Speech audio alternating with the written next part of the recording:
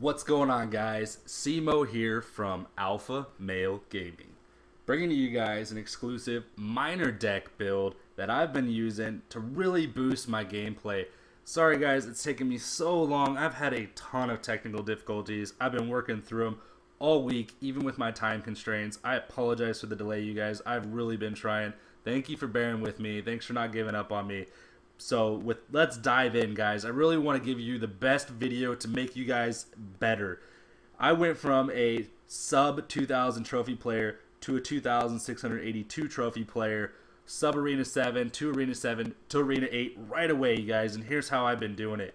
My minor deck. This is what I've been using, guys. Make these tweaks if you don't have these cards. If you don't have the Royal Giant, you guys, put in the regular giant, put in a giant skeleton, stay away from the P.E.K.K.A. He's too elixir demanding for you guys. This whole deck was built with archers in here instead of princess. Just got the princess. Lucky, in love, awesome, been waiting, finally happened, incredible.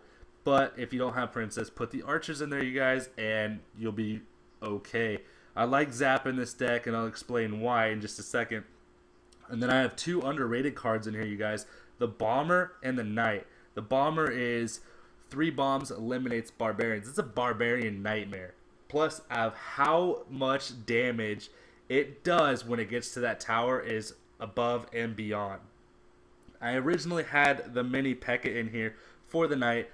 The mini P.E.K.K.A.'s damage is above and beyond. But the hit points are so low, it's so critical that I need somebody who can dish and take.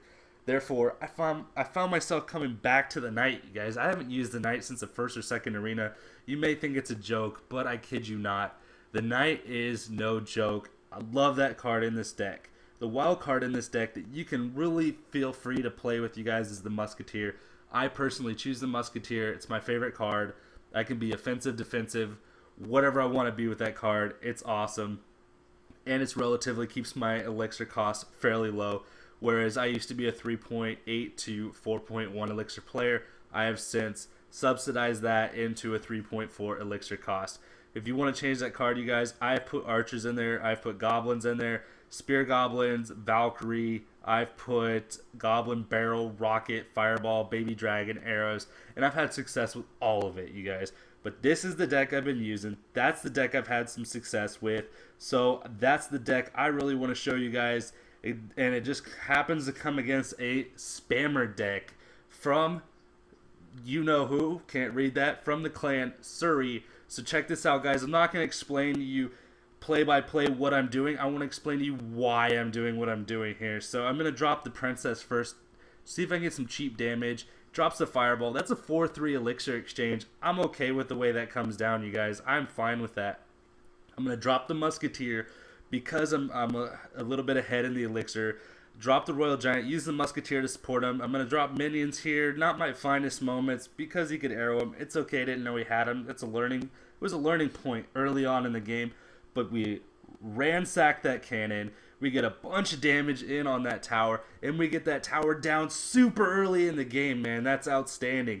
We're going to put some damage on that Goblin Hut, get rid of that. All I got to worry about is the Spirit Spawner. And, yep, well played. So, there we go. Drop the princess. Gonna make my way up there and see if I can get rid... Oh, the lightning. Another big elixir exchange, you guys. It keeps me ahead. Watch the elixir bars. I'm gonna drop that spirit miner. I don't want him to keep getting cheap damage on me. I know my crown tower can somewhat take those units out. I'd rather not risk it in case he does throw a unit down, you guys. So, I just dropped the miner to get rid of it. I'm going to throw the Royal Giant here. I'm not going to throw any support units with it. I'm just trying to put on damage. I keep him from being able, because his deck is so elixir demanding.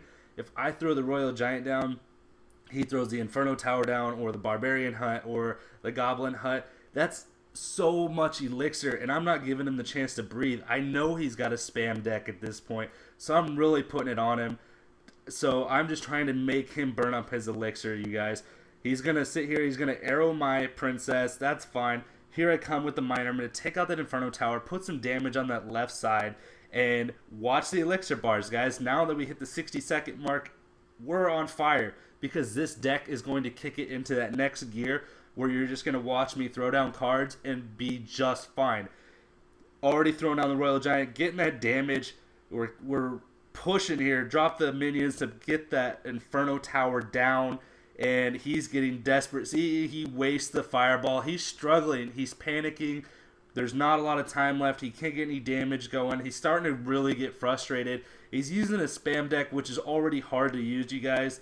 Some people have success. If he was going to get better, if you are a spam deck person that plays, you need to find a deck to tank those guys behind. Otherwise, it's kind of worthless. I've been taking advantage of it. And at this point, you guys, he is so frustrated. I even frustrated him so much.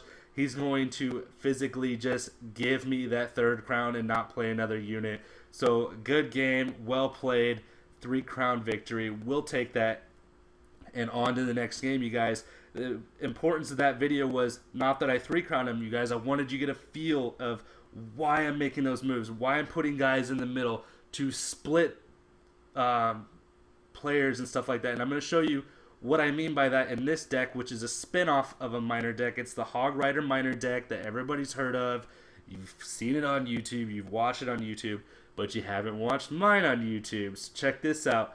Yes, you've seen the Goblin Hog Rider push. I put it in there because I like how much damage, how quickly it could do. But this deck with the minions, love the archers. I really do dig the archers. I think they're great. Put the zap in here because if I were to run into a Sparky with this deck, it doesn't have a big unit to take out the Sparky. I can zap that Sparky as soon as it comes across my bridge, drop minions, drop the bomber, drop the goblins, and eliminate that Sparky very quickly, you guys. It just comes down to gameplay. This deck can counter Sparkies. You might not think so, but it can. The bomber, we discussed why. The spear goblins, and because they're fast, they're a faster unit. They keep up. And the cool thing about this, you guys, is you can drop a hog miner combo and really put some pressure on. So let's dig in. I'll show you a replay of that deck I use, you guys, and show you why. Here's the 2-0 win and the 3-1 win. I'm going to show you the 3-1 win in which I used it, and I'll discuss why. So real quick, you guys, I don't like the way the cards are started out with. I'm going to burn up these spirit goblins. It's okay. It doesn't cost me. My deck is quick. The 2.8 elixir is fast, you guys. I don't believe in tanking units because you spend all that time building up that elixir just to get it torn down right away when you lose that giant or that royal giant or that giant skeleton or that P.E.K.K.A. I can use the royal giant in the other deck because he complements the cards. I wouldn't be hurt if he goes down. And believe it or not, I don't use him as much as you would think I do. You'll notice right there, when he drops that elixir tower, I zap it. I'm trying to cycle cards as fast as I can, which is why it looks like I'm being really aggressive. I'm trying to get that miner back there. I don't want him to tank on that elixir. I don't know what he's got, but I don't want him to tank up. There's a reason it's level 6. He uses it quite a bit, so I want to get rid of it. I drop the spear goblins. See what I mean? I put them in the middle to split them up. I want the spear goblins to spread out just a little bit to bring those barbarians, to make them chase them all the way around, let both towers get shots on them and eliminate them. One goblin runs off. I miss out there. No big deal. But right now I'm behind. I'm taking a lot of damage from that Hog Rider, from that freeze. It's okay, guys. Do not panic. It's a 2.8 elixir deck.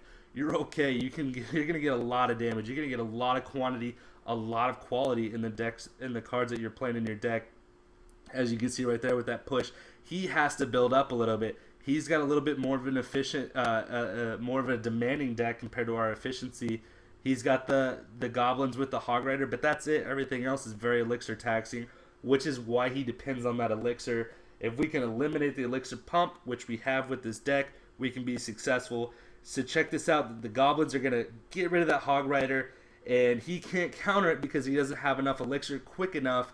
And if he burns up those arrows, he knows I'm going to put it on him because I'd be sitting at 5 or 6 elixir to put a big push on him. So now, 60 seconds. This is where the magic happens, guys. Check this out. I'm going to drop the miner, start putting damage. I'm going to lose the miner, but I'm going to zap. It was a little bit of a delay. I meant to get it in there a little bit quicker, a little bit more of a mental error on my part. Going to counter his rush. The bomber is going to do work here, you guys. Barbarians are gone. I just drop units to get rid of that Hog Rider as fast as I can. His free spell's not going to do much because I can recycle. Check out the elixir bars. Crucial at this point, you guys. Check it out how much of an advantage I got. Look at the troops starting to come on the field.